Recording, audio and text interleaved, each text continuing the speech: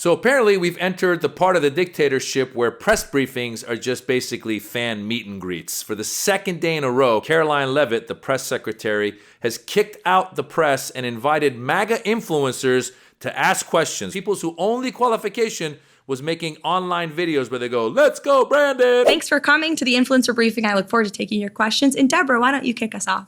Congratulations on 100 incredible days. And over the first 100 days, the majority of policies that we've seen from the Trump administration have been either targeted at foreign affairs, such as bringing the American hostages home, or attempting to end the war between Ukraine and Russia, or on long-term goals such as cutting government spending with DOGE. What policies can we expect to see rolled out over the next few months that Americans will directly feel the effects of in order to secure the 2026 midterms for the Republican Party and keep his approval rating historically high? Yeah, the first answer that comes to mind, Deborah, is definitely tax cuts. Actually, his approval ratings are historically low. But hey, who's keeping track? This is MAGA world. They say whatever they want and they move on. Was that even a question? I don't know, but watch this next MAGA influencer get into some QAnon stuff. Thank you for giving me the honor to be able to ask a question and provide some transparency for the American people. Speaking of, I wanted to reference the election integrity. A lot of people in America are questioning if there's any possibility that we could see further investigations for anyone that could have violated our election integrity rights. And more importantly, so is there any possibility for names such as Barack Hussein Obama, Hillary Rodham Clinton to ever just possibly get investigated for any of these, questions from the American people, any of the wrongdoings they might have done? Well, it's refreshing to actually hear a question on election integrity because the legacy media would never ask such a question. They're so out of touch with where the American people are on this issue. Well, that guy started out by asking about election integrity, and I thought, oh, maybe he'll say, will Donald Trump admit that he lost the 2020 election? But nope, he pivoted fast and said we should arrest Barack Hussein Obama and Hillary Rodham Clinton. And Caroline Leavitt goes, well, that's refreshing. Is it? Really? Are we in the Twilight Zone? Secretary Rubio, can I ask you a question? You brought up El Salvador in your remarks. Have you been in touch with El Salvador about returning Abrego Garcia as a formal request from this administration to me? Well, I would never tell you that. And you know who else I'll never tell? A judge. Because the conduct of our foreign policy belongs to the President of the United States and the executive branch, not some judge. So we will conduct foreign policy appropriately if we need to, but I'll never discuss it.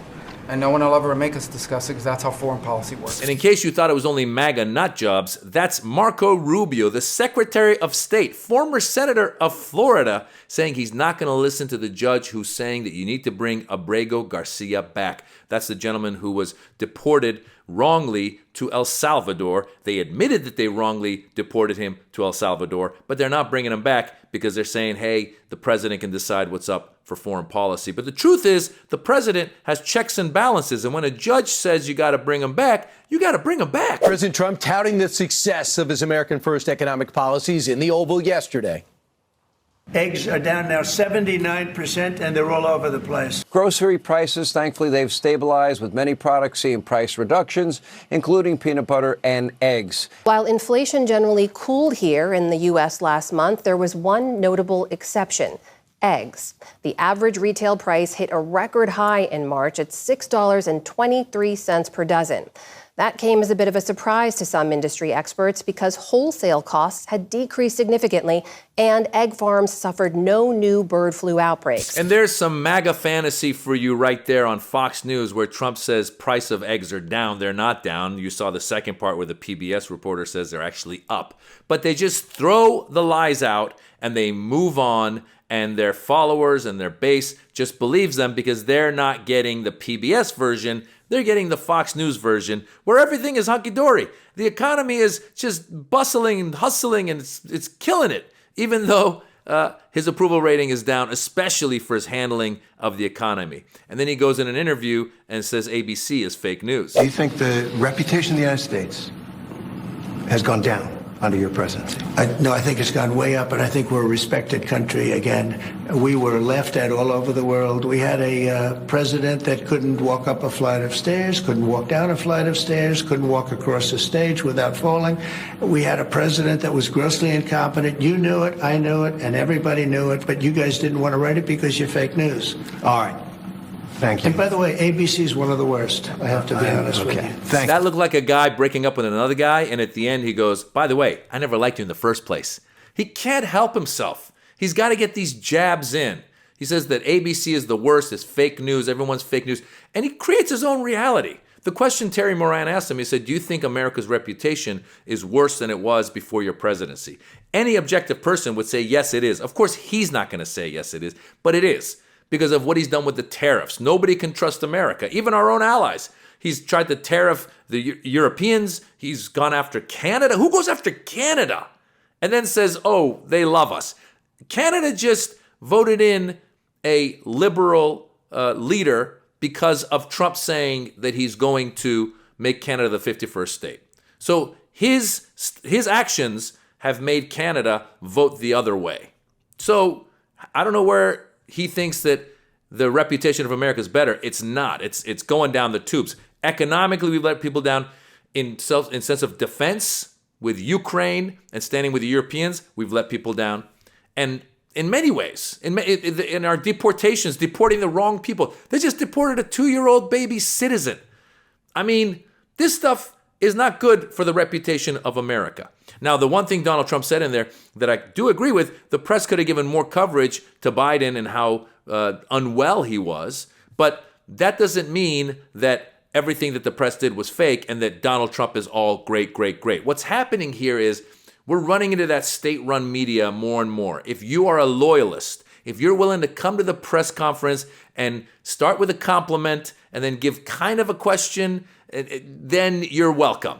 But if you ask any questions that are not looked upon as being on their team, then you will be kicked out of the press room. We've seen that with when they kicked out the Associated Press because the AP said, we're not going to call it the Gulf of America. We're going to keep calling it the Gulf of Mexico.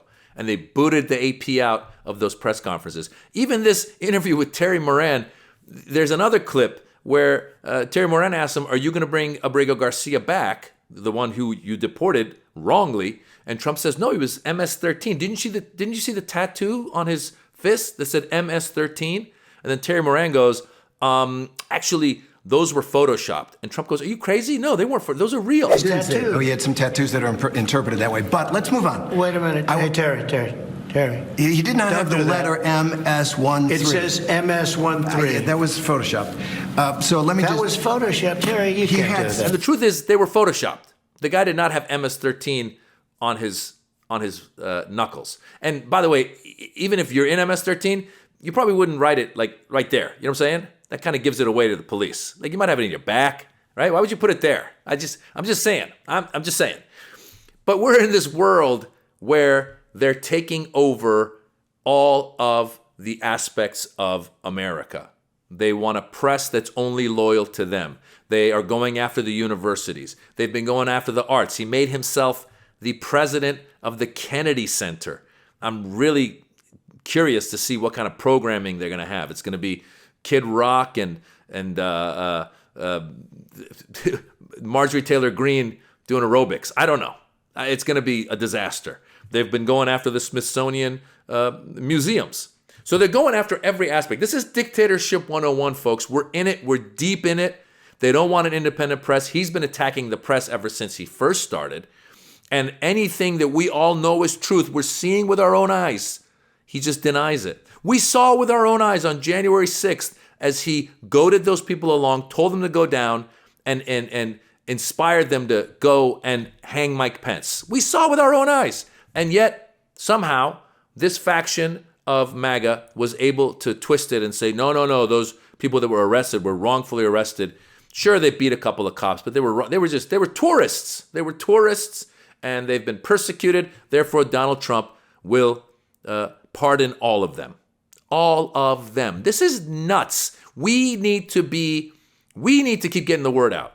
You need to keep getting the word out. Keep telling your crazy MAGA uncle that, hey, look, the guy's knuckles didn't have MS-13. Here's a picture where it doesn't have an MS-13.